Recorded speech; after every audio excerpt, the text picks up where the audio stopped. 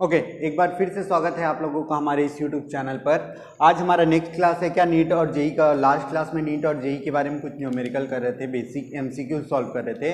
यहाँ पास भी कंटिन्यू करते हैं हम लोग सेम न्यूमेरिकल, सेम पैटर्न के न्यूमेरिकल, ठीक है, जो नीट और जेई के अकॉर्डिंग बहुत ज़्यादा इंपॉर्टेंट है। ठीक है, चलो स्टार्ट करते हैं। सबसे पहला क्वेश्चन क्या बोलते हैं, सोडियम सल्फेट फॉर्मूला क्या होता है, Na2SO4 में ऑक्सीजन का द्रव्यमान प्रतिशत।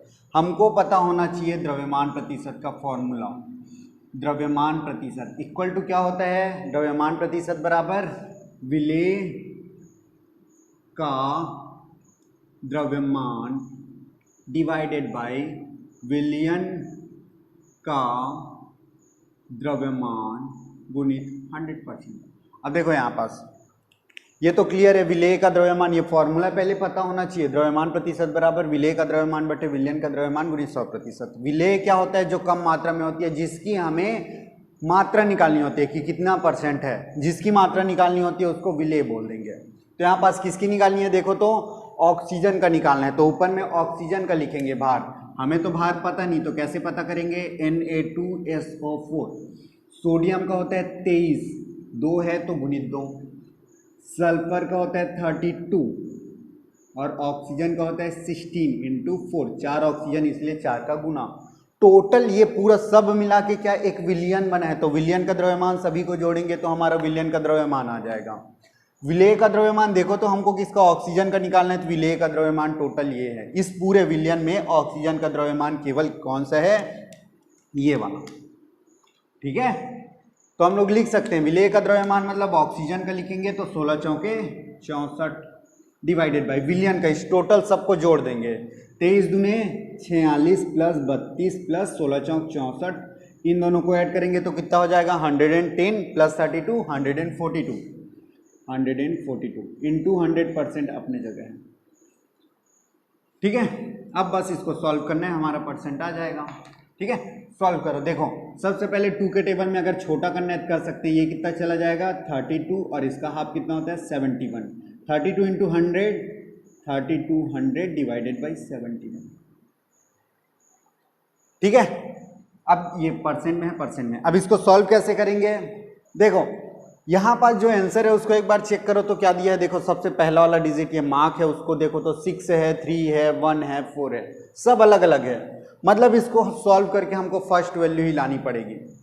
ठीक है, चलो तो सॉल्व कैसे करते हैं, देखो यहाँ पास थोड़ा ध्यान देना, लास्ट डिजिट को भूल जाओ, लास्ट 1 है 71 को हम लोग अप्रॉक्स 70 बोलेंगे। ठीक है, अब 7 का टेबल पढ़ो, 3 से जाएगा नहीं तो 32 से ज़्यादा नहीं होना चाहिए। 7 के टेबल में 32 से ज़्यादा नहीं होना चाहिए। तो 7 1 7, 7 2 14, 7 3 21, 7 4 28, 4 टाइम जाएगा, इसका 4 टाइम कितना होता है 284। हम लोग 320 को लिए सबसे पहला डिजिट, 32 तो जाएगा नहीं 71 से, तो 320 को लिए यहाँ पास, जिसमें 4 टाइम कितना निकल गया, यहाँ पास हमारा 4 टाइम आ गया 284। रिमेनिंग क्या बचा, देखो तो यहाँ पास इसको 300 होने माइनस कैसे करते हैं, यहाँ पास देखो माइनस करने का एक मस्त तरीका है। जो छोटी वाली वैल्यू होती है ना, उसको हमको बड़ी वाली बनाने के लिए कितना और वैल्यू चाहिए, कितना और ऐड करेंगे इस छोटी वाली वैल्यू में, कितना बन जाए।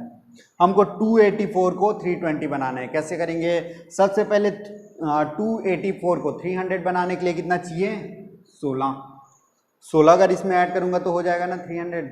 अब 16 ऐड कर दिया 300 बन गया। अब 320 बनाने के लिए कितना और चाहिए, 20 और चाहिए, कितना हो गया 36। ऐसे करते हैं। ठीक है, 4 टाइम चला गया, एक जीरो बाकी है 0। फिर से 7 का टेबल पढ़ते हैं, 36 से ज़्यादा नहीं होना चाहिए, तो कितना टाइम जाएगा ये 7 5 35, 5 टाइम, 5 1 5, 5 7 35। हमारा रिमाइंडर कितना बच गया 5। यहाँ पास पॉइंट और तो डिजिट है नहीं, यहाँ पास पॉइंट लगाएंगे, यहाँ 0 लगाएंगे, जाएगा क्या 71 से 50 नहीं जाएगा, तो एक 0 लगा और एक 0 और। वैसे इतना आंसर हमारा काफ़ी है, पहले ही डिजिट काफ़ी था। देखो तो हमारा आंसर कौन सा करेक्ट है 45.07। पहले ही आंसर जब 4 आया था तभी हम लोग डायरेक्ट देख के लिख सकते थे कि ये 45। अब देखो पहला आंसर अगर 4 आ गया तो हम लोग 16 तो लिखेंगे नहीं, ना ही 32 लिखेंगे, ना ही 64 लिखेंगे, पहला डिजिट हमारा आ गया 45। अगर 45 पे जगह 48 आता तब भी इसी को टिक करते हैं, जो क्लोज में है उसी को टिक करेंगे ना। तो पहला डिजिट हमारा आंसर बता देता है कि कौन सा होगा करके, मैक्सिमम जगह। ठीक है, तो हमारा आंसर कौन सा होगा, ये वाला। नेक्स्ट क्वेश्चन करते हैं, देखो तो क्या बोल रहे हैं नेक्स्ट क्वेश्चन। 16 ग्राम NaOH सोडियम हाइड्रोक्साइड को 750 ml विलियन में घोलने पर विलियन की मोलरता ज्ञात कीजिए। अब फिर से मोलरता आ गया, ये मोलरता, इसका फॉर्मूला फिर पता होना चाहिए। मोलारिटी क्या पढ़े थे, मोलरता का फॉर्मूला, मोलरता का फॉर्मूला क्या होता है, विलेय का द्रव्यमान, विलेय का द्रव्यमान ग्राम में डिवाइडेड बाई अनुभार। किसका अनुभार, ये विलेय का ही होना चाहिए, विलेय का अनुभार गुणित विलयन का आयतन। अगर आयतन लीटर में दिया है तो हमारा फॉर्मूला यहीं तक रहेगा, लेकिन विलयन का आयतन देखो तो विलयन का आयतन किस में दिया है, विलयन का आयतन दिया हुआ है 750 ml। अगर ये ml में देता है तो ऊपर 1000 का मल्टीप्लाई करते हैं। ठीक है, चलो तो ये है हमारा फॉर्मूला जिसमें हर एक चीज को देखते हैं। विलेय का द्रव्यमान चेक करो तो हमारे पास विलेय क्या है, NaOH, उसका द्रव्यमान 16 ग्राम दे दिया, लिख देंगे हम लोग भी 16 डिवाइडेड बाई अनुभार। NaOH की अनुभार निकाल लेते हैं, NaOH सोडियम का होता है 23, ऑक्सीजन का होता है 16 और हाइड्रोजन का होता है 1। सभी को ऐड करेंगे तो 39 + 1 40 इंटू विलयन का आयतन देखो तो विलयन का आयतन कितना दे दिया है 750 इंटू 1000 अपने जगह रहेगा। चलो सॉल्व करो तो सॉल्व कैसे करते हैं, यहाँ पास देखो तो सॉल्व किसको, 1000 को इस 750 से करेंगे। अब ऐसा क्यों कर रहा हूँ, देखो 1 0 1 0 काटने के बाद ये 75 दिख रहा है और ये 100 दिख रहा है, और दोनों 25 के टेबल में आते हैं। 25 के टेबल में ये कितना टाइम आता है, 3 टाइम आता है, और 25 के टेबल में ये कितना टाइम आता है, 4 टाइम। ठीक है, अब इन दोनों को काटेंगे तो इन दोनों को काट सकते हैं क्योंकि ये दोनों 8 के टेबल से जा रहे हैं, 8 2 16 और ये 8 5 एक सेकंड, 8 दूने 16, 8 पंचे 40। हाँ चलो देखो 4 दूने 8 और नीचे में क्या है 5 दिया 15। सॉल्व करेंगे तो क्या आएगा, सबसे पहले तो 15 के टेबल में 8 जाता है क्या, नहीं जाता, तो 0 टाइम, एक 0 लगाओ पॉइंट लग जाएगा। 15 का टेबल पढ़ो, 80 से ज़्यादा नहीं होना चाहिए। 15 5 75 होता है सर, 75 चला जाएगा तो हमारा रिमाइंडर क्या बचेगा 5, एक 0 लगा दो। 15 के टेबल में कितना टाइम जाएगा, 3 बार। हमारा आंसर आया 0.53। चेक करो तो आंसर कहाँ पास है, 0.543 0.4। ये दोनों तो एकदम गलत है, पहला वाला करेक्ट है, देखो फर्स्ट वाला। ठीक है, चलो तो नेक्स्ट क्वेश्चन करते हैं। नेक्स्ट क्वेश्चन क्या बोलता है, देखो तो कमरे के ताप पर पानी की एक बूंद का द्रव्यमान, जिसका द्रव्यमान 0.0018 है, पानी H2O का द्रव्यमान कितना दे दिया है 0.0018। विद्यमान जल के अणुओं की गणना करो। अब इसमें कितने अणु हैं उसको निकालना पड़ेगा। तो अणु निकालने के लिए अणु और द्रव्यमान में क्या रिलेशन पढ़े हैं, मोल संकल्पना में एक रिलेशन पढ़े हैं। ठीक है, 1 मोल बराबर अणुओं की संख्या पढ़ते हैं। ठीक है, तो वहीं से यहाँ पास H2O के बारे में 1 मोल स्टैंडर्ड की बात करेंगे। अगर आपने वीडियो नहीं देखा है मोल संकल्पना का तो हमारा चैनल में शायद वीडियो नंबर 15 के अराउंड में मोल संकल्पना है, आप जाके देख सकते हैं। क्लियर है, चलो तो यहाँ पास करते हैं 1 मोल H2O। ध्यान से देखो 1 मोल H2O बराबर, मोल मतलब होता है कितनी 6.023 × 10⁻23 H2O अणु। हमारे पास अणुओं की 1 मोल में अणुओं की संख्या कितनी होती है, इतनी सारी होती है। इक्वल टू इसका अनुभार, 1 मोल का H2O का अनुभार क्या होता है, हाइड्रोजन का होता है 1, कितना हाइड्रोजन है 2, तो 2, ऑक्सीजन का होता है 16, टोटल कितना ग्राम हो गया 18 ग्राम H2O। हमारे क्वेश्चन में क्या दिया है, किसके बारे में दिया है, द्रव्यमान के बारे में दिया है। तो इसमें से द्रव्यमान वाला कौन सा है, देखो तो ये ग्राम वाला द्रव्यमान है, उसको पहले लिखते हैं, ये द्रव्यमान वाला है। रिलेशन कैसे यूज करते हैं देखो, ठीक है। तो द्रव्यमान कौन सा है, ये 18 ग्राम H2O में। हमारे पास 18 ग्राम H2O में क्या चीज की मात्रा निकालनी है, यहाँ पास देखो तो अणुओं की गणना करो, तो अणुओं की संख्या यहाँ पास कितनी है, ये इसको आगे पीछे लिख सकते हैं ना, इतने अणु इतना ग्राम का है तो इतने ग्राम में इतने अणु होते हैं, बोल सकते हैं ना। तो जो दिया रहता है उसको पहले लिखो, क्वेश्चन में जो दिया रहता है उसको, और जो निकालना है उसको बाद में। 6.023 क्रॉस 10⁻23 H2O अणु। अब यहाँ पास देखो एकदम सिंपल, हमारे पास 18 ग्राम H2O, 18 ग्राम पानी में इतने अणु हैं, तो क्वेश्चन पूछ रहे 0.0018 में कितना होगा। तो सबसे पहले यहाँ पास 1 ग्राम के लिए निकालते हैं, 1 ग्राम H2O। 1 ग्राम के लिए ये देखो दोनों तरफ 18 का भाग दे दो, ये तो कट गया तभी तो 1 हुआ क्या, इधर का बचा है 6.023 क्रॉस 10⁻23 डिवाइडेड बाई 18। अब इस 18 की ज़रूरत नहीं है, हटा देते हैं। H2O अणु 1 ग्राम में इतना H2O अणु होगा, तो 0.0018 में कितना होगा, मल्टीप्लाई कर देते हैं दोनों तरफ, तो 1 से मल्टीप्लाई करेंगे क्या आएगा, 0.0018 ग्राम H2O। 6.023 क्रॉस 10⁻23 डिवाइडेड बाई 18 अपने जगह का, मल्टीप्लाई 0.0018 H2O अणु। बस अब इसको सॉल्व करना है, सॉल्व करेंगे, देखो तो हो गया ना, यहाँ तक समझ आया ना। सबसे पहले हमारा स्टैंडर्ड जो बोलते हैं उसको लिख दिए, यहाँ से 1 ग्राम की वैल्यू निकाले, हमको पूछा था जितने ग्राम का, तो उसका दोनों तरफ मल्टीप्लाई कर दिया। अब सॉल्व करने हैं, तो सॉल्व करने देखो ये भी 18 ये भी 18 कट जाएगा, लेकिन पॉइंट को आगे ले जाएंगे। मैं एक वीडियो में इसी 11 का जब चैप्टर 1 कर रहे थे, एक वीडियो में मैं बताया था पॉइंट को कैसे आगे और पीछे करते हैं। पॉइंट को आगे करेंगे तो क्या होने वाला है, पॉइंट को पीछे ले जाएंगे तो पावर में क्या होगा, 10 के पावर के साथ हरकत होती है, ठीक है। तो अगर पॉइंट को आगे की तरफ ले जाते हैं तो 10 के पावर में 10 में निगेटिव पावर लगता है, ठीक है। तो यहाँ पास भी ऐसे करेंगे, देखो इस पॉइंट को खिसकाकर यहाँ पास लाऊंगा तो मेरा पूरा सॉल्व हो जाएगा, 18 बस बन जाएगा, बनेगा ना। इस पॉइंट को खींचकर यहाँ पास ला लूँ तो संख्या क्या बन जाएगी, 18 बन जाएगी।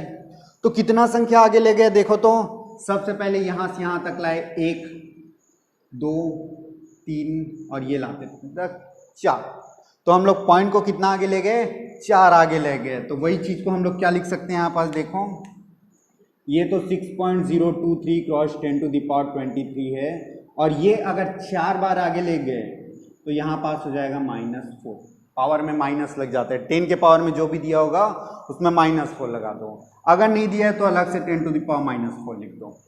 यहाँ पास 10 के पावर में पहले से दिया था, उसी के साथ हम लोग -4 कर दिए। क्यों किए हैं, पॉइंट को 4 बार आगे शिफ्ट किए, आगे शिफ्ट किए इसीलिए माइनस, पीछे शिफ्ट करते तो उसमें प्लस लिखते हैं, ठीक है। और डिवाइड बाई 18 तो दिया है, देखो अब 18 और 18 कट गया, हमारा आंसर आ गया 6.023 क्रॉस 10⁻19, 23 - 4 19। चेक करो तो आंसर में है क्या, ये देखो पहले ही आंसर है, ठीक है। तो ये हमारा करेक्ट आंसर। नेक्स्ट क्वेश्चन देखो तो क्या बोलते हैं, कॉपर सल्फेट पेंटाहाइड्रेट, जिसका फॉर्मूला क्या होता है,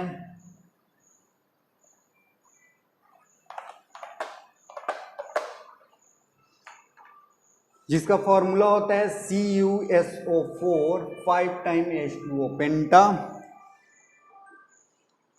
हाइड्रेट के एक नमूने में 6.35 ग्राम ऑक्सीजन है। इस नमूने में कॉपर की कितनी मात्रा होगी।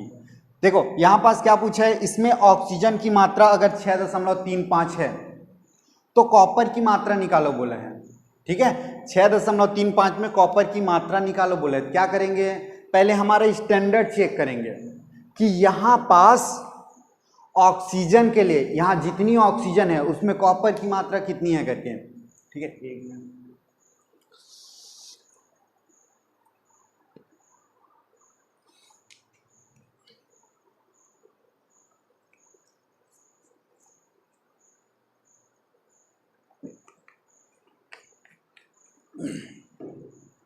ओके क्या बोल रहे थे यहां पास, देखो अब स्टैंडर्ड में चेक करते हैं, ये हमारा स्टैंडर्ड फॉर्मूला है। यहां पास चेक करेंगे कि ऑक्सीजन की कितनी मात्रा में कॉपर की कितनी मात्रा की जरूरत होती है। देखो एक बार यहां पास समझोगे तो समझ आ जाएगा। कॉपर की द्रव्यमान कितनी होती है 63.5, आपको याद रखना पड़ेगा। सल्फर का कितना होता है, सल्फर का कितना होता है, सल्फर का होता है 32, ऑक्सीजन का होता है कितना 16 और हाइड्रोजन का होता है 1। हमें किस किस से मतलब है, कितने ग्राम ऑक्सीजन में कितने ग्राम कॉपर है। क्वेश्चन में वही पूछा है ना कि इतने ग्राम ऑक्सीजन में कितने ग्राम कॉपर है करके, तो हम लोग यहाँ स्टैंडर्ड से पिक आउट कर लेते हैं। पहले देखो कितने ग्राम ऑक्सीजन है, टोटल ऑक्सीजन की संख्या कितनी है, यहाँ पास 4 और यहाँ पास 5, टोटल 9 ऑक्सीजन है। और 9 ऑक्सीजन का द्रव्यमान निकालने के लिए 9 से गुना कर दो। 16 निया कितना होगा, 16 निया 144, देखो 16 दहम 160 होता है, उसमें 16 माइनस कर दो 144 आएगा, ऐसे मल्टीप्लाई करते हैं। ठीक है, तो हमारे पास ऑक्सीजन की कितनी मात्रा है 144 ग्राम अगर ऑक्सीजन है। देखो टोटल यहां पास 144 ग्राम ऑक्सीजन है, तो इसमें कॉपर की मात्रा कितनी है 63.5 ग्राम कॉपर है। सिंपल है ना, हमारे स्टैंडर्ड से पिक आउट किए, टोटल ऑक्सीजन की मात्रा इतनी रहेगी जब कॉपर की मात्रा इतनी रहेगी। अगर 1 ग्राम की बात करूं, 1 ग्राम ऑक्सीजन की, तो ये 144 इधर मल्टीप्लाई इधर आके डिवाइड हो जाएगा 63.5 डिवाइडेड बाई 144 ग्राम कॉपर।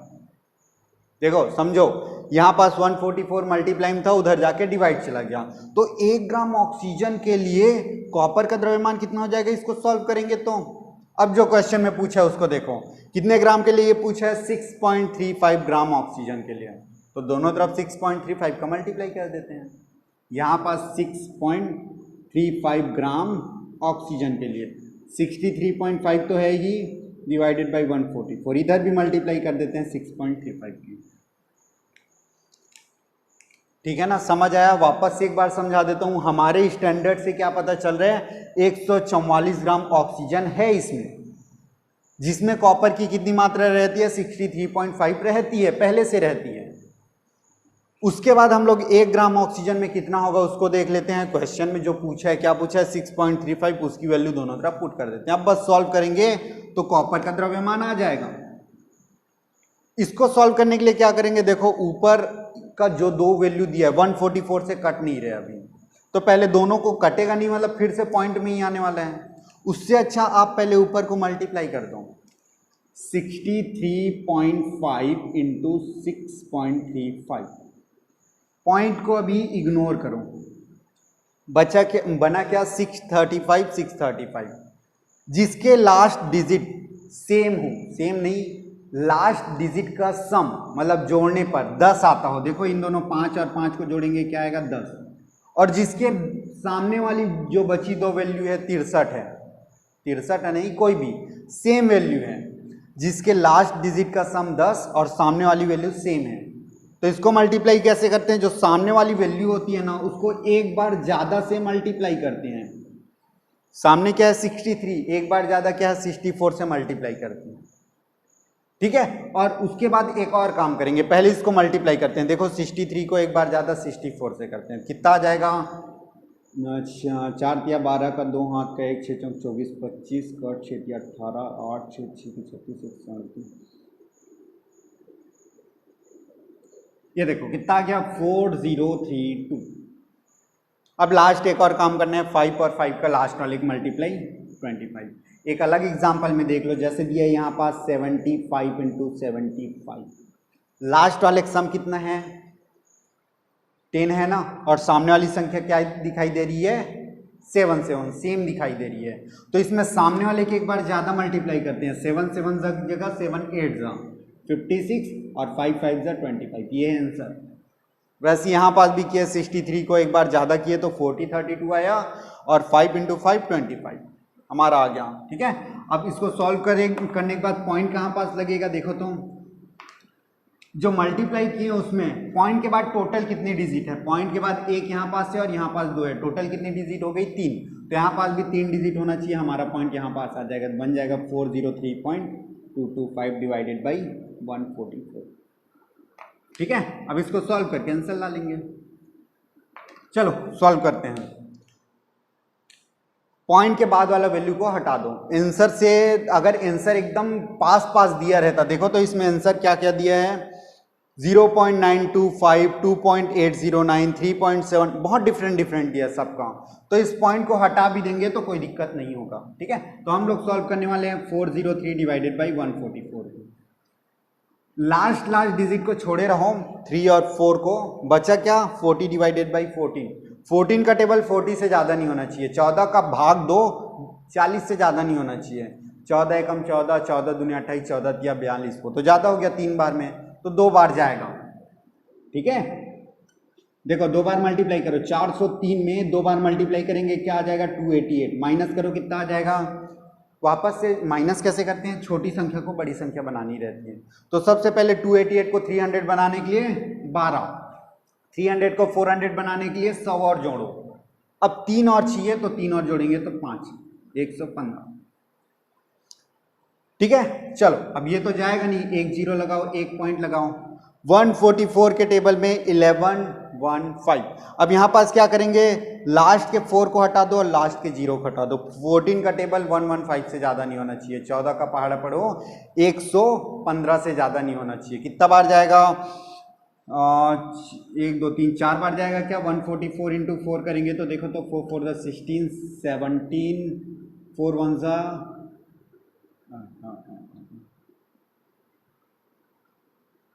एक सेकंड, 144 हमारे पास क्या है, 14 एकम 14, 14 दूनी 28, 14 तिया 42, 14 चौक 56, 8 बार जाएगा ना। 144 को 8 टाइम लेके जाएंगे, देखो तो 8 चौक 32, 8 चौक 32, 33 34 35, 3 8 एकम 8, 9 10 11, 11 52 और ये 11 50 है, मतलब ऑलमोस्ट सेम है, 8 बार जाएगा बोल सकते हैं हम लोग। हमारे पास देखो तो 2.8 आंसर में है क्या, हाँ बिल्कुल है हमारे पास 2.8 आंसर में, ठीक है। ये तीनों तो बहुत डिफरेंट है, यहाँ पास हमारा 2.7 हो 2.9 हो उससे फर्क नहीं पड़ता। हमारा पहला वाला देखो 2 आंसर आ गया है, ठीक है। पहला वाला डिजिट अगर आ गया तो कोई दिक्कत नहीं है, आगे पीछे बाकी 8 की जगह आगे पीछे थोड़ा बहुत हो जाएगा तो कोई दिक्कत नहीं है, ठीक है। चलो नेक्स्ट क्वेश्चन करते हैं। नेक्स्ट क्वेश्चन क्या बोलते हैं, निम्न में से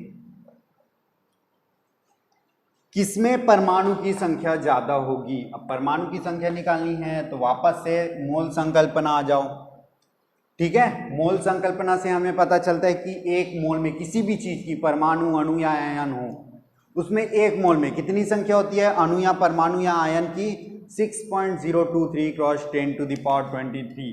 एक मोल की अगर बात करें 6.023 क्रॉस 10 टू द पावर 23 अणु, परमाणु या आयन होते हैं, कण होते हैं, ठीक है। अब यहां पास देखते हैं सबसे पहले किसके बारे में दिया है, कार्बन के बारे में। हमें क्या चेक करना है, सबसे पहले चेक कर रहे हैं ऑप्शन ए को चेक कर रहे हैं, 24 ग्राम कार्बन में। तो हमको कार्बन के स्टैंडर्ड पता होना चाहिए, ठीक है। 1 मोल कार्बन में, 1 मोल का मतलब क्या होता है 6.023 cross 10 to the power 23 carbon परमाणु इक्वल टू, कार्बन का द्रव्यमान कितना होता है 1 मोल के लिए, कार्बन का होता है 12 ग्राम कार्बन। तो 12 ग्राम कार्बन में इतने अणु होते हैं 6.023 क्रॉस 10 टू द पावर 23, तो 24 ग्राम में कितने होंगे, दोनों तरफ 2 का गुना कर दो, 12 में इतना है तो 24 में कितना होगा, दुगुना होगा ना। चलो एक 12 रुपए में 4 पेन आता है तो 24 रुपए में कितना आएगा, डबल आएगा ना, ठीक है। वैसे यहाँ पास 24 ग्राम के लिए इसका कितना हो जाएगा, डबल। आंसर सॉल्व करने की जरूरत नहीं है, हमारा कार्बन के लिए आ गया। लास्ट हम फाइनल में अगर जरूरत पड़ेगी तभी सॉल्व करेंगे, अभी इस मल्टीप्लाई करने से कोई फायदा नहीं है, ठीक है। देखेंगे अभी, देखना क्या समझ आएगा। यहाँ पास बी नंबर का ऑप्शन सिलेक्ट करते हैं। बी नंबर क्या बोलता है देखो तो, 56 ग्राम आयरन में, 56 ग्राम आयरन यानी Fe। तो यहाँ पास लिख लेता हूँ वापस से सेम, हमारा 1 mole Fe equal to 6.023 cross 10 to the power 23, यही स्टैंडर्ड है, ठीक है। ये सभी में यही वैल्यू रहेगी, 1 मोल किसी भी चीज की 1 मोल की बात करें तो यही वैल्यू रहेगी, ठीक है। अब इसका द्रव्यमान क्या होता है, Fe का द्रव्यमान कितना होता है 56 ग्राम Fe। क्वेश्चन में कितने ग्राम के बात की है, 56 ग्राम की बात की है, तो हमारे पास 56 ग्राम में टोटल परमाणुओं की संख्या आ गई। ठीक है, अगला देखते हैं सी नंबर क्या बोलता है, कितने ग्राम किसमें, 27 ग्राम एल्यूमिनियम में, 27 ग्राम एल्यूमिनियम में, वापस से 1 मोल एल्यूमिनियम की बात करते हैं, 6.023 cross 10 to the power 23 aluminium equal to, aluminium का द्रव्यमान कितना होता है 27 ग्राम। हमको क्वेश्चन में भी 27 ही पूछा है, देखो तो 27 ग्राम में अणुओं की परमाणुओं की संख्या तो आगे है पहले से, ठीक है, निकालने की और जरूरत नहीं पड़ी। लास्ट ऑप्शन चेक करते हैं, डी नंबर क्या बोल रहे हैं, 108 ग्राम सिल्वर में, सिल्वर का फॉर्मूला क्या होता है Ag, 108 ग्राम Ag जिसको बोलते हैं सिल्वर, ठीक है। चलो 1 मोल सिल्वर के लिए 6.023 cross 10 to the power 23 silver equal to, द्रव्यमान कितना होता है सिल्वर का 108 ही होता है, ठीक है। क्वेश्चन में पूछा है 108 के ही लिए निकालो, हम भी 108 के लिए निकल गए इतना। अब देखो चारों में से कौन सा आंसर में सबसे ज्यादा है, क्वेश्चन में सबसे ज्यादा अणुओं की परमाणुओं की संख्या पूछा है ना, किसमें परमाणु की संख्या ज्यादा है, चारों में चेक करो तो इसमें परमाणुओं की संख्या सेम है, कार्बन में देखो डबल है, आंसर क्या हो जाएगा हमारा कार्बन, ठीक है। चलो अगला बात करते हैं, क्वेश्चन नंबर यहां पास आ जाते हैं,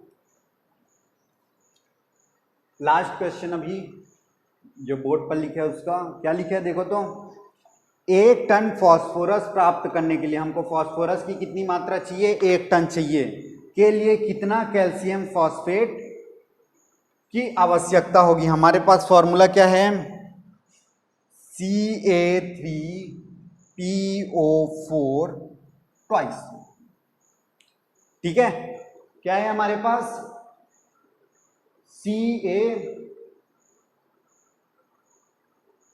एक सेकंड,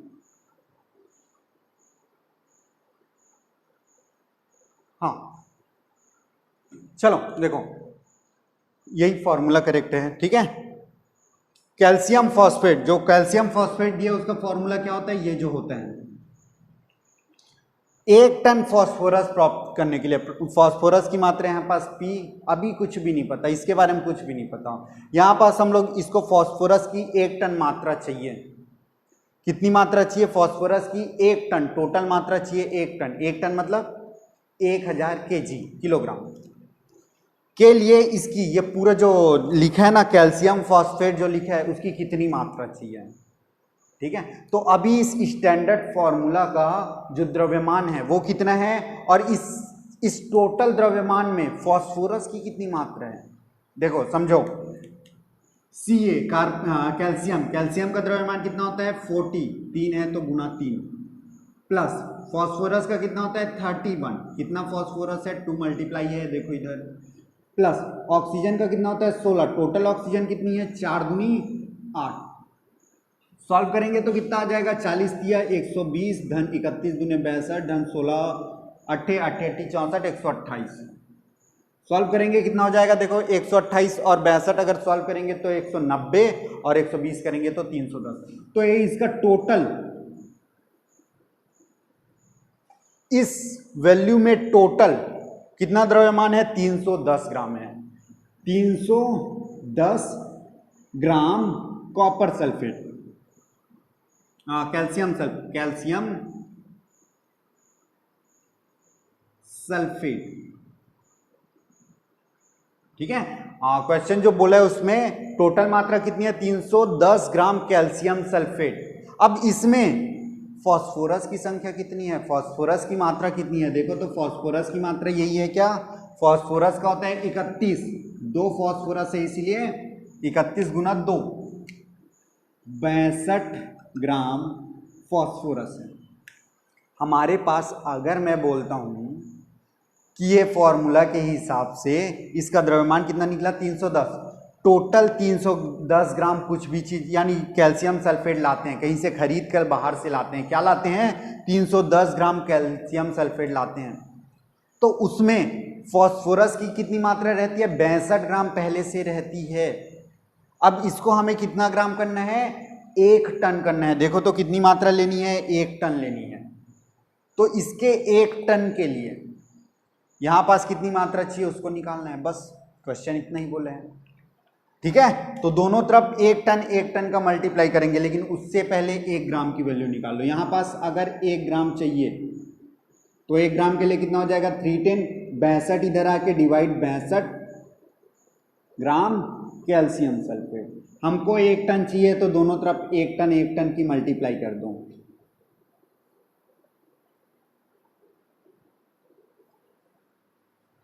ठीक है, अब 1 टन फॉस्फोरस में इसको सॉल्व करेंगे तो आंसर आ जाएगा। ठीक है, देखो कट करो तो 6 के टेबल, एक लास्ट वाला डिजिट छोड़ देते हैं, 0 और 2 को छोड़ दो, बचा क्या 31 डिवाइडेड बाई 6। 6 के टेबल में 31 से ज़्यादा नहीं होना चाहिए। 6 का पहाड़ा ऐसे पढ़ो कि 31 से ज़्यादा ना हो। 6 कम 6 6 12 6 18 6 4 24 6 5 30, 6 के बोलेंगे ज़्यादा हो जाएगा, तो इसका 5 टाइम देखते हैं कितना जाएगा। 5 टाइम चेक करो तो 5 दूने 10 का शून्य हाथ का 1, 5 6 के 30, 1 31, 310। तो ये 1 बार में और ये 5 बार में कटेगा, तो कितना टन आ गया देखो तो 1 टन फॉस्फोरस में 5 ton calcium sulphate Ca3PO4 twice की मात्रा होनी चाहिए 1 टन फॉस्फोरस के लिए। 1 टन फॉस्फोरस में कितना 5 टन कैल्शियम फॉस्फेट, आंसर है ये।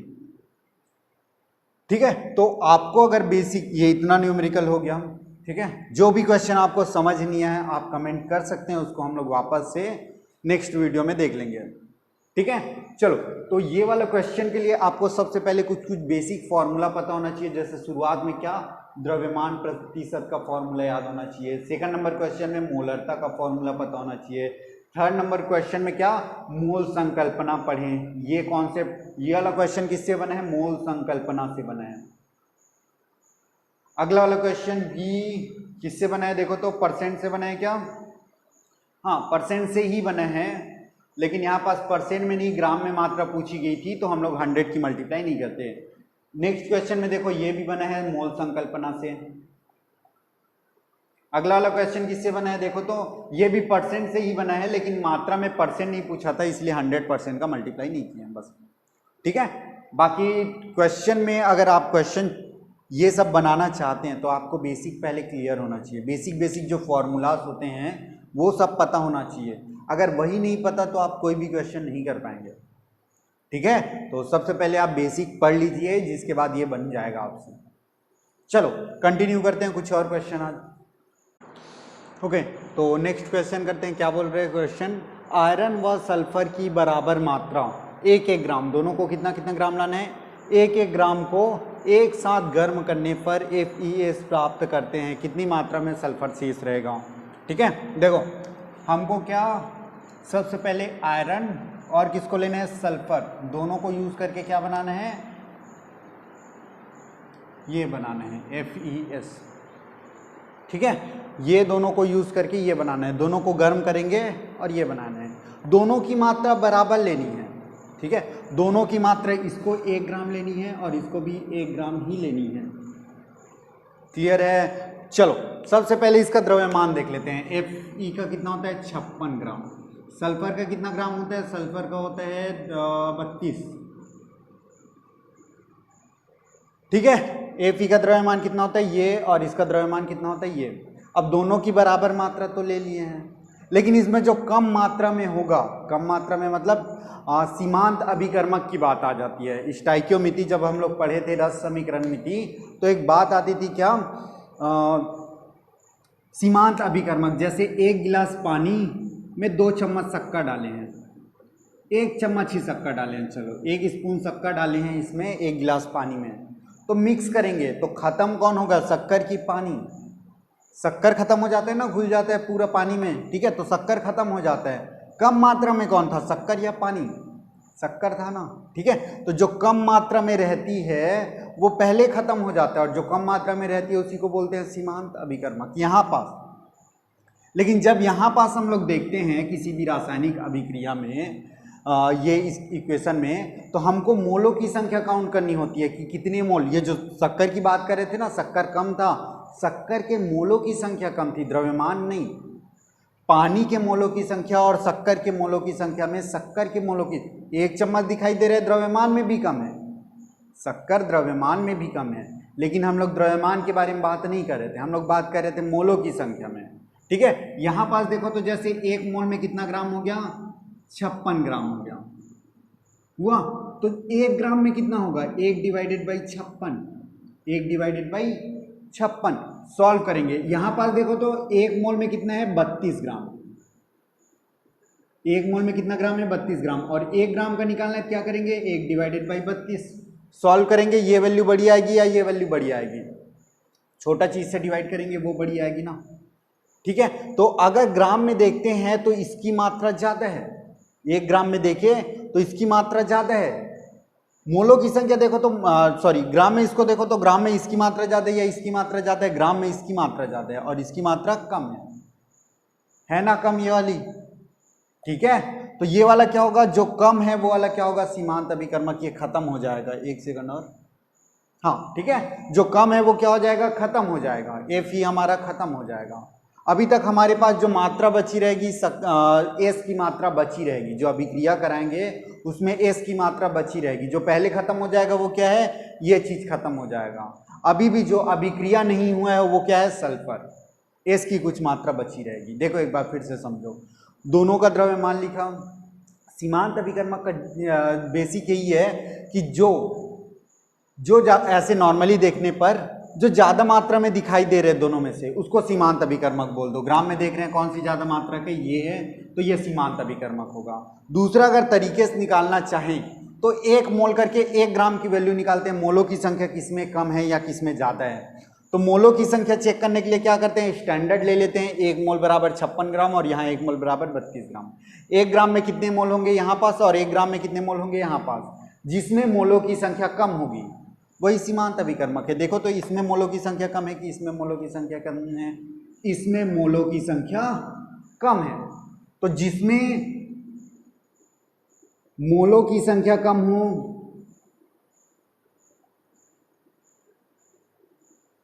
या द्रव्यमान ज्यादा हो, उसे क्या बोलते हैं, उसी को बोलते हैं सीमांत अभिकर्मक। सीमांत अभिकर्मक क्या होता है, सीमांत अभिकर्मक वह है जो किसी दो चीज की अभिक्रिया कराते हैं तो पहले खत्म हो जाता है। ठीक है, तो यहां पास Fe है वो खत्म हो जाएगा, अभिक्रिया करके खत्म हो जाएगा। सल्फर के कुछ मात्रा के साथ अभिक्रिया करके खत्म हो जाएगा, लेकिन सल्फर की कुछ मात्रा अभी भी बची रहेगी।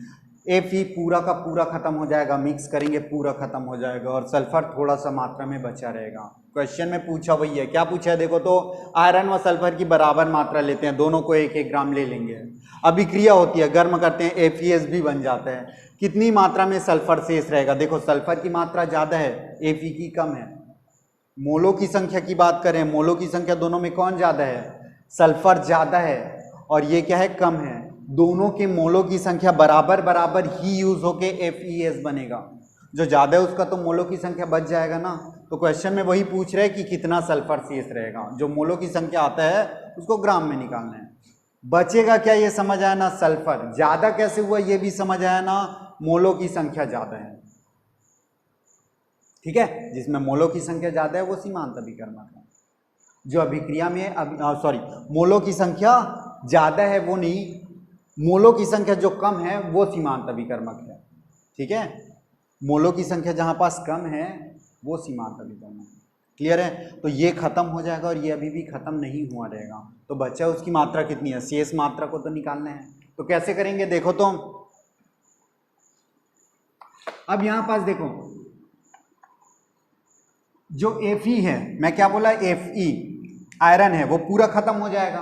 आयरन क्या हो जाएगा, पूरा का पूरा खत्म। मतलब अगर हम लोग इसकी बात करें 56 डिवाइडेड बाई 56 करके देखते हैं, जो खत्म होने वाला है 56 ना, और मात्रा भी कितनी दी हुई है 56, मतलब इसका टोटल 1 करेक्ट यूज हो जाएगा, 1 मतलब 100% यूज हो जाएगा, पूरी की पूरा मात्रा। लेकिन सल्फर की जब बात करते हैं तो सल्फर का 32 डिवाइडेड बाई 56 ही यूज होता है। 56 पूरा खत्म होता है, इसलिए दोनों में 56 का डिवाइड, मात्रा कितनी थी इसकी 56, इसकी 32। सॉल्व करेंगे कितना आ जाएगा इसका, देखो तो जो यूज हुआ है ये वाला सल्फर जो यूज हुआ है उसकी मात्रा निकाल रहे हैं अभी। सॉल्व करेंगे कितना आएगा देखो तो, टेबल पढ़ेंगे तो 0 टाइम, इसमें एक 0 लगाओ, एक पॉइंट लगा दो, सॉल्व करेंगे कितना टाइम जाएगा देखो तो। अब यहाँ पास देखो 5, सामने वाला टेबल पढ़ो 32, एक छोड़ो यहाँ पास भी, एक छोड़ो यहाँ पास भी, 32 है और 5 है, 5 का टेबल 32 से ज़्यादा नहीं होना चाहिए, 5 6 के 30, ठीक है 32 से 6 बार करके देखते हैं एक बार, 6 6 के 36, 3 6 5 30, 3 33, देखो ज़्यादा हो गया तो एक बार कम कर दो, इसका 5 गुना लेंगे, 320 में से क्या घटाएंगे 5 गुना, यहाँ से 5 बार जाएगा, 5 का टेबल पढ़ो तो 5 6 के 30, 5 5 25 और 3 28, कितना बच गया हमारे पास। सॉल्व करेंगे, नीचे वाले ऊपर वाला बनाने की कोशिश करो 40, एक 0 लगा सकते हैं, पॉइंट लग जाए रहता है तो एक 0 लगाने की अनुमति रहती है। फिर से 50 का टेबल 40 से ज़्यादा नहीं होना चाहिए, लेकिन ये बड़ा है, एक बार कम कर देंगे, 5 8 40 के जगह यहाँ पास 7 बार लेंगे। अब 7 6 के 6 7 42, 2 4, 7 5 35, 35 4 39, कितना बच गया 8, हमको 0.57 काफ़ी है इतना। जो यूज़ होने वाली सल्फर की मात्रा है, जो सल्फर यूज़ हो जाएगा वो कितनी मात्रा है 0.57। हमारे पास कितना ग्राम था, हमारे पास टोटल 1 ग्राम सल्फर है, तो 1 ग्राम में से यूज़ हो गया, तो बचा वाला सल्फर जो रिमेनिंग है बचा है वो कितनी मात्रा हो जाएगी, 1 ग्राम में से 0.57 तो यूज़ हो गया, बचा कितना 0.43 ग्राम, ठीक है। जो बचा है वो कितना है 0.43। एक बार फिर से समझो, हमारे पास दोनों दिया है, द्रव्यमान में देखो तो जिसकी द्रव्यमान ज़्यादा रहती है वही सीमांत अभिकर्मक, मतलब ये खत्म हो जाएगा, तो 56 पूरा खत्म हो जाएगा, देखो 56 का डिवाइड करना है, Fe 56 में से 56 को खत्म करना है, तो यहाँ पास पूरा 100% खत्म हो गया, 1 खत्म हुआ मतलब 100%, 1 की अब जरूरत नहीं है, ये 1 ग्राम खत्म हो गया। लेकिन यहाँ पास देखो तो ये तो 32 में से 56 कितना खत्म होगा 0.56 खत्म होगा, बचा क्या है 0.43। क्वेश्चन में जो बोला था देखो तो 0.43 आया है क्या, हमारा ये वाला आंसर करेक्ट होगा। ये तीनों तो बहुत ज़्यादा डिफरेंट है उससे, ये क्लोज है 0.425, 43 के ऑलमोस्ट क्लोज है, ठीक है, तो ये लिख सकते हैं। चलो नेक्स्ट क्वेश्चन करते हैं। नेक्स्ट क्वेश्चन क्या बोल रहे हैं देखो तो, 30 ग्राम Mg को O2 के साथ अभिक्रिया कर प्राप्त मिश्रण का संगठन क्या होगा, ठीक है। हमारा क्या बन रहा है MgO बनाना है, किसको किसको यूज करके, Mg और O2 को यूज करके, ठीक है। हमारा स्टैंडर्ड जो रासायनिक समीकरण होगा वो ये होगा, क्लियर है। 30 ग्राम Mg और 30 ग्राम O2, वापस से देखो सेम टाइप का क्वेश्चन है, इसका भी 30 ग्राम लिए हैं, इसका भी 30 ग्राम लिए हैं, सीमांत अभिकर्मक जो होगा उसके हिसाब से चेंज होगा, ठीक है। तो सीमांत अभिकर्मक देखने के लिए मैग्नीशियम और ऑक्सीजन का द्रव्यमान पता होना चाहिए। मैग्नीशियम का कितना होता है, ही ली बी बस नोफ नी ना मज 14, 12 दूने 24, 24 होता है क्या, ठीक है, 24 होता है इसका, इसका कितना होता है 24, कितना है 2, तो टोटल कितना हो गया 48 ग्राम। ऑक्सीजन का कितना होता है 16, कितना ऑक्सीजन है 2, तो इसका कितना हो गया 32 ग्राम। सीमांत अभिकर्मक कौन है, कौन पहले खत्म होगा, जिसका द्रव्यमान ज़्यादा दिखाई दे रहे हैं, ये हो जाएगा। इसमें मोलों की संख्या कम आएगी, जब सॉल्व करेंगे तो मोलों की संख्या कम आती है, ठीक है, मोलों की संख्या कम है इसलिए खत्म हो जाएगा, लेकिन द्रव्यमान में ज़्यादा होना चाहिए, ठीक है। तो ये द्रव्यमान में ज़्यादा है तो ये हो जाएगा सीमांत अभिकर्मक। अब ये खत्म हो जाएगा, तो इसका जो 30 और 30 ग्राम यूज करेंगे ना, तो 30 ग्राम Mg पूरा यूज हो जाएगा, 30 ग्राम Mg पूरा यूज हो जाएगा, लेकिन बचा रहेगा इन दोनों की मात्रा, कि ऑक्सीजन की मात्रा कुछ बच जाएगी, 30 के 30 ग्राम पूरा यूज नहीं होने वाला है। देखते हैं कैसे, देखो यहाँ पास जब मैं 48 ग्राम लिया था, फॉर्मूला से देख रहे हैं, 48 ग्राम Mg जब यूज हुआ था उसमें 32 ग्राम O2 यूज होता है। हमारा स्टैंडर्ड क्या बोलता है, 48 ग्राम Mg का जब यूज करते हैं तो उसमें 32 ग्राम O2 बनता है। हमें कितने के लिए निकालना है, यहाँ पास कितने ग्राम Mg दिया हुआ है 30 ग्राम, सीमांत अभिकर्मक है इसलिए पूरा खत्म हो जाएगा। तो यहाँ पास अगर 30 ग्राम के लिए निकालूं तो ये 48 को पहले उधर ले जाओ, तो 1 ग्राम के लिए निकालेंगे Mg, क्या हो जाएगा 1 ग्राम के लिए Mg 32 डिवाइडेड बाई 48, डिवाइड कर दो बस, और यहाँ पास 30 ग्राम पूरा खत्म होने वाला है, इसलिए 30 ग्राम mg इक्वल टू क्या हो जाएगा 32 डिवाइडेड बाई 48, 30 इधर मल्टीप्लाई किए इधर भी कर दो gm42। सॉल्व करेंगे तो क्या आएगा देखो तो 16 3 48, 16 दूने 32, 3 दहम 30, कितना आ गया सॉल्व किए तो 10 दूने 20 ग्राम ऑक्सीजन। देखो अब यहाँ पास आंसर एक ही चीज, अभी एमजीओ का मात्रा नहीं निकाले हैं, 20 ग्राम O2, देखो तो इसमें 20 ग्राम O2 है क्या, यहाँ पास 20 ग्राम O2 है और यहाँ पास भी है, तो दोनों करेक्ट हो सकते हैं। अब कौन सा सही है, ए और सी में से कैसे निकालते हैं। यहाँ पास देखो यूज जो हुआ है वो mg का कितना टोटल पूरा का पूरा यूज हो गया 30 ग्राम,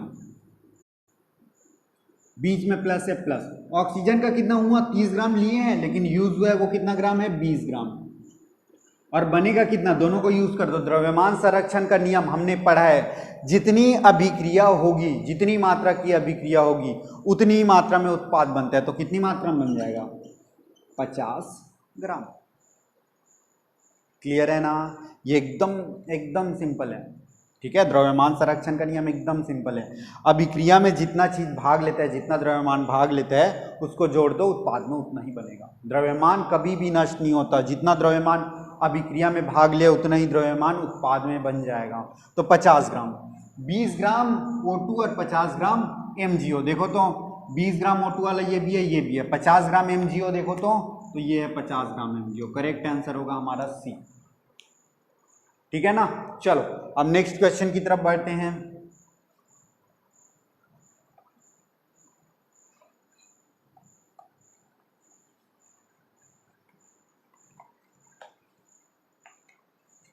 क्या बोल रहे हैं नेक्स्ट क्वेश्चन देखो, यदि किसी आयोडीन नमक में 1% KI है तथा एक व्यक्ति 2 ग्राम नमक प्रतिदिन लेता है, व्यक्ति के शरीर की प्रतिदिन आयोडीन आयन निकालना है, मतलब आयन हो, अणु हो, परमाणु हो, निकाल रहे हैं, मतलब मोल में जो 6.023 × 10⁻23 होता है वो सब निकालना है, ठीक है।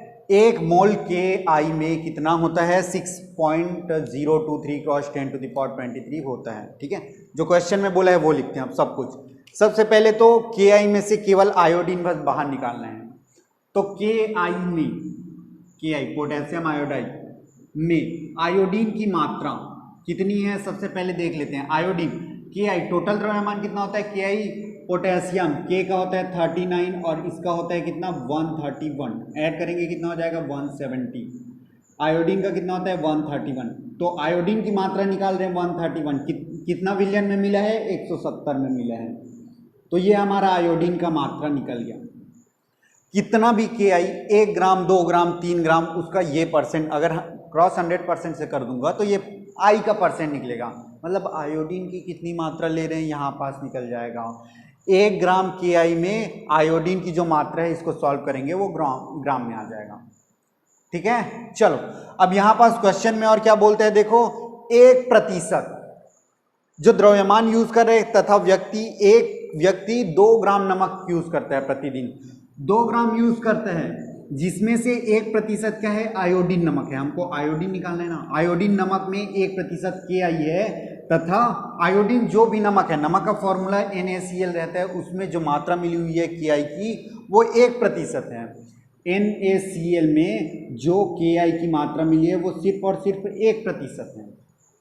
तो अगर इसका 2 ग्राम लेंगे, यहाँ पास क्वेश्चन में क्या बोला है 2 ग्राम लेंगे, तो आयोडीन की मात्रा कितनी होगी 1% के हिसाब से, 2 ग्राम का 1% कितना होता है 0.02 ग्राम। कैसे निकलता है 2 ग्राम गुणित 1/100 इक्वल टू 0.02 ग्राम, ठीक है। तो यहाँ पास हम लोग लिख लेते हैं 0.02 ग्राम। क्वेश्चन में बोल रहे हैं 2 ग्राम नमक में प्रतिदिन कितना यूज हो जाएगा, 2 ग्राम KI में आयोडीन की मात्रा 131 डिवाइडेड बाई 170 इंटू 0.02, यहाँ पास कुछ भी नहीं, मतलब 1 ग्राम बोल सकते हैं, ठीक है। 1 ग्राम KI में आयोडीन की मात्रा ये है, तो 0.02 में दोनों तरफ गुना कर दो, ये तो सिंपल था। अभी हम लोग केवल आयोडीन की मात्रा निकाले हैं ग्राम में, अब हमें देखना पड़ेगा स्टैंडर्ड जो 1 मोल आयोडीन के लिए होता है, आयोडीन की मात्रा निकाल रहे हैं ना, इसलिए स्टैंडर्ड देखो 1 मोल आयोडीन बराबर 1 मोल आयोडीन बराबर कितना होता है 6.023, आयन की बात कर रहे हैं, ठीक है। 6.023 cross 10 to the power 23 iodine ion, I जो रहता है माइनस में रहता है, ठीक है, आयोडीन आयन बनेगा, ठीक है। अब क्वेश्चन में क्या बोले 1 मोल, 1 मोल का द्रव्यमान, इसमें ग्राम में निकले है ना, ठीक है, द्रव्यमान की बात कर रहे हैं। तो यहां पास द्रव्यमान 1 मोल आयोडीन का द्रव्यमान कितना होता है 131 gram equal to 6.023 cross 10 to the power 23 iodine ion. यहां पास थोड़ा सा ध्यान देना, यहां पास ऐसे लिख सकता हूं क्या 131 डिवाइडेड बाई 170 इंटू 0.02 ग्राम दिया है, ग्राम के पहले कुछ भी नहीं लिखा है, मतलब 1 ग्राम लिख सकता हूं क्या, ठीक है, ग्राम के पहले कुछ भी नहीं, मतलब 1 का मल्टीप्लाई करने में कोई दिक्कत होती नहीं है, 1 ग्राम हो गया। अब यहाँ पास से 1 ग्राम की वैल्यू लाएंगे और वहाँ पास पुट कर देंगे तो आंसर आ जाएगा हमारे पास कि 0.02 ग्राम में आयोडीन आयन की मात्रा कितनी होगी, ठीक है। चलो तो यहाँ पास 1 ग्राम इक्वल टू क्या आ जाएगा, सॉल्व करेंगे तो 6.023 divided by 131 cross 10 to the power 23 iodine ion. अब हम लोग यहाँ पास लिख सकते हैं क्या कि 0.02 ग्राम KI में आयोडीन आयन, यहां पास अब आयन आ जाएगा की मात्रा, पहले कितना था आयोडीन की मात्रा 131 डिवाइडेड बाई 170 इंटू 0.02 ग्राम था, ठीक है, जिसमें से 1 ग्राम में, यहां पास ग्राम लिखा है ना, उसके सामने 1 लिए, 1 ग्राम का वैल्यू कितना होता है 6.023 cross 10 to the power 23 divided by 131। अब बस इसको सॉल्व बस करना है। देखो तो यहां पास क्या 131 और 131 कट गया, क्या बचे है देखो तो 0.02 का मल्टीप्लाई 6.023 से करके यहां पास 170 से डिवाइड करना है, तो कैसे सॉल्व करेंगे देखो तो, पॉइंट हटाओ यहां पास, पहले से पॉइंट हटाएंगे तो कैसे दिखेगा, देखो पॉइंट हटाना सिखा रहा हूं, ठीक है, 0.02 इंटू 6.023 ये है ना, ठीक है। तो इसको सॉल्व करेंगे, देखो इसमें 10 लिख दो, गुनी 10, पॉइंट हटाना है सबसे पहले 10 लिखो। अब पॉइंट को कितना जगह शिफ्ट करेंगे 1 2 आगे और यहाँ पास 1 2 3, टोटल कितना जगह शिफ्ट कर दिए, यहाँ 2 और यहाँ 3 आगे शिफ्ट किए हैं ना, इसीलिए माइनस पावर लगेगा, यहाँ पास 2 यहाँ पास 3, टोटल कितना 5, तो -5, ठीक है। तो इसको मैं लिखना चाहूँ कैसे लिख सकता हूँ 2 into 6023 divided by 170 into 10 to the power जो 23 था, यहाँ पास टोटल पॉइंट को कितना शिफ्ट किए, यहाँ पास 2 और यहाँ पास 3, टोटल 5 जगह शिफ्ट किए, इसलिए -5,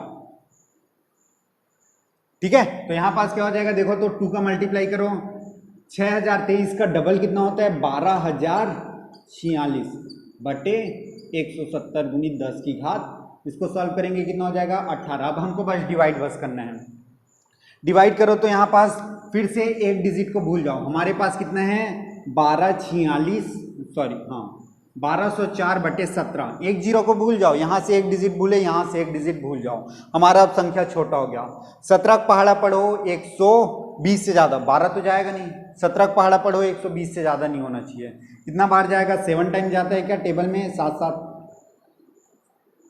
7 4 11, ठीक है, 7 टाइम जाएगा सबसे पहले, कितना 119, 120 में 119 चला गया, कितना बच्चा 1, नेक्स्ट डिजिट है 4, यहाँ पास अब 17 से जाएगा क्या ये वाला वैल्यू 14, एक पॉइंट लगा दो, नहीं जा रहे हैं ना तो एक पॉइंट लगाएंगे, अब कितना टाइम जाएगा, अब इधर पॉइंट लगाया तो 0 लग जाएगा।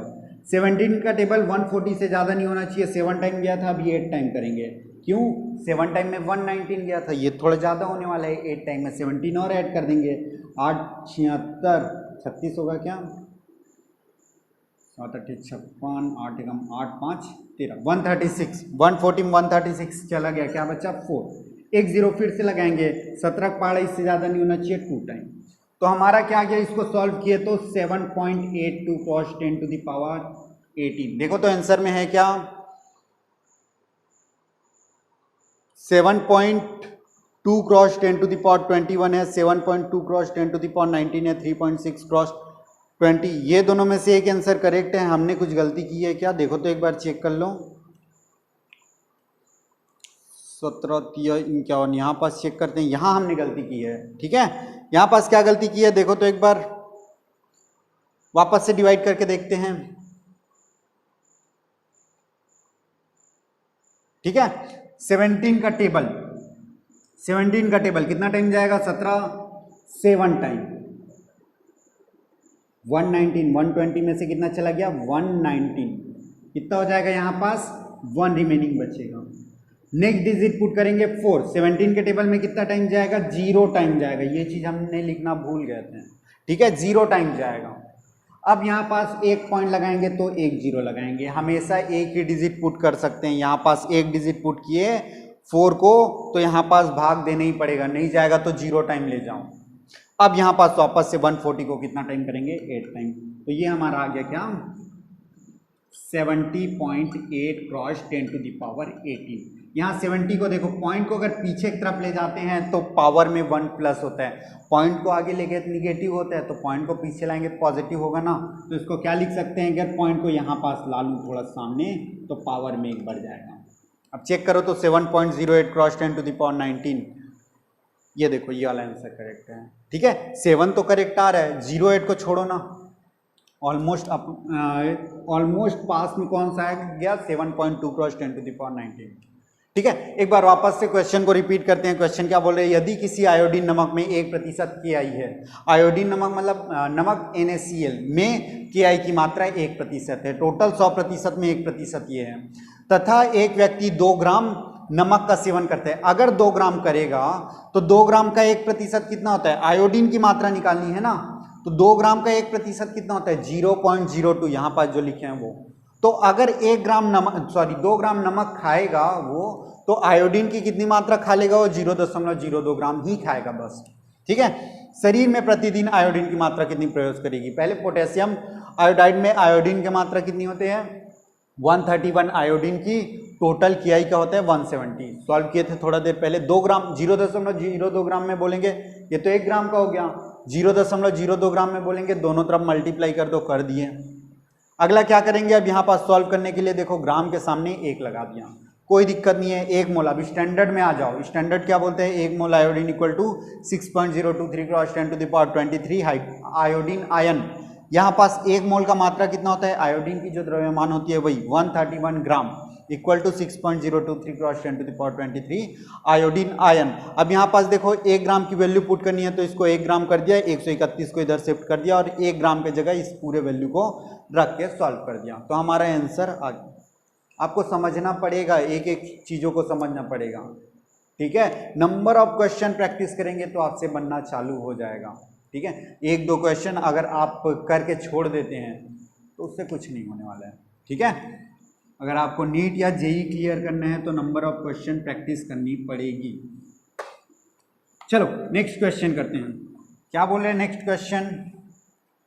ये एक लास्ट क्वेश्चन है। ठीक है, 0.4 मोल K2HgI4 बनाने के लिए कितने मोल KI की आवश्यकता होगी? हमको क्या क्या यूज करना है? K2HgI4, 2 टाइम ले लिए HgI2। देखो तो बैलेंस है क्या? पोटेशियम की मात्रा इधर 2 है तो इधर भी 2 है, मरकरी का 1 है तो इधर भी 1 है, आयोडीन का 2 2 4 है तो इधर भी 4 है। ठीक है, कोई दिक्कत नहीं है। क्वेश्चन क्या बोलते हैं? 0.4 मोल K2HgI4, इसका कितना मोल दिया हुआ है? अभी लिख लेते हैं। यहाँ पास स्टैंडर्ड में ये 1 मोल है, ये भी 1 मोल है और ये 2 मोल है। 0.4 मोल इतने बनाने के लिए कितने मोल KI की जरूरत पड़ेगी? यहाँ पास क्या दिखाई दे रहा है? 1 मोल K2HgI4 के लिए 2 मोल KI चाहिए। हमको क्या पता है? 1 मोल K2HgI4 के लिए कितना मोल होता है? 2 मोल होता है। तो कितना मोल के लिए चाहिए? 0.4 मोल K2, दोनों तरफ 0.4 का मल्टीप्लाई कर दो, 2 इंटू 0.4। सॉल्व करेंगे क्या आ जाएगा देखो तो,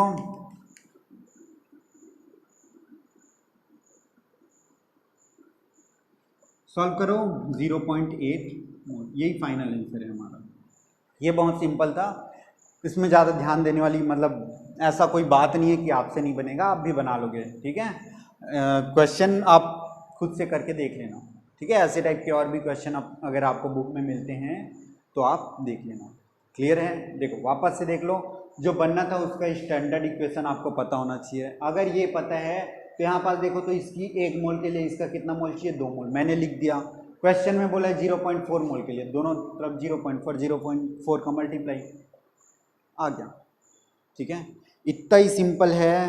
देखो क्वेश्चन सिंपल तो है ही, लेकिन कब सिंपल होगा, सिंपल कब कहलाएगा, जब आप प्रैक्टिस करेंगे तब। नंबर ऑफ क्वेश्चन प्रैक्टिस कीजिए। अभी जितना हम लोग किए हैं शायद 20 के अराउंड टोटल क्वेश्चन किए होंगे, 15 से 20 क्वेश्चन किए होंगे। आपको इससे भी ज़्यादा क्वेश्चन करना है, ठीक है। 50 एटलीस्ट 50 क्वेश्चन हर चैप्टर से कीजिए, प्रैक्टिस बस कीजिए, ठीक है। चलो, तो ये हमारा चैप्टर 1 का नीट और जेई के लिए जो MCQ पूछे जाते हैं वो। एक नेक्स्ट क्लास में एक और करेंगे जिसमें यहाँ पास हमने अभी ऐसा वाला क्वेश्चन नहीं पूछा थ्योरेटिकल टाइप का जो डायरेक्ट टिक हो, जो नीट में भी पूछा। देखो नीट और जेई में इस टाइप के क्वेश्चन जेई में तो मैक्सिमम आते हैं, और जेई में इसी टाइप के इसी सेम पैटर्न अभी तक जितना किए हैं वो आने वाला है। अब जो नीट की बात करते हैं तो नीट में ये सब तो आता है, छोटी छोटी क्वेश्चन आती है, एकदम डीप सॉल्यूशन वाला नहीं आता। नीट की अगर बात करें तो डीप मैथमेटिकल सॉल्यूशन नहीं आता, ठीक है। उसमें या तो छोटा छोटा जैसे ये अभी किए हैं वैसी, ठीक है, वैसी छोटा छोटा क्वेश्चन ही पूछा जाएगा, न्यूमेरिकल में छोटा छोटा, नहीं तो आपको कोई थ्योरेटिकल वाला ऑप्शन में, जैसे एक क्वेश्चन बोलता हूँ गुणित अनुपात के नियम को किसने प्रतिपादित किया, और 4 ऑप्शन दे दिया रहेगा, ठीक है। उसमें डायरेक्ट टिक करना, आपको याद करना पड़ेगा ऐसा टाइप का क्वेश्चन, ठीक है। तो नीट वाले जितने भी स्टूडेंट हैं वो थ्योरी को भी अच्छे से पढ़ो, ठीक है। तो नीट के लिए कुछ और इम्पॉर्टेंट जो क्वेश्चन है वो हम पढ़ने वाले हैं कल। क्लियर है? चलो आज के लिए बस इतना ही करते हैं।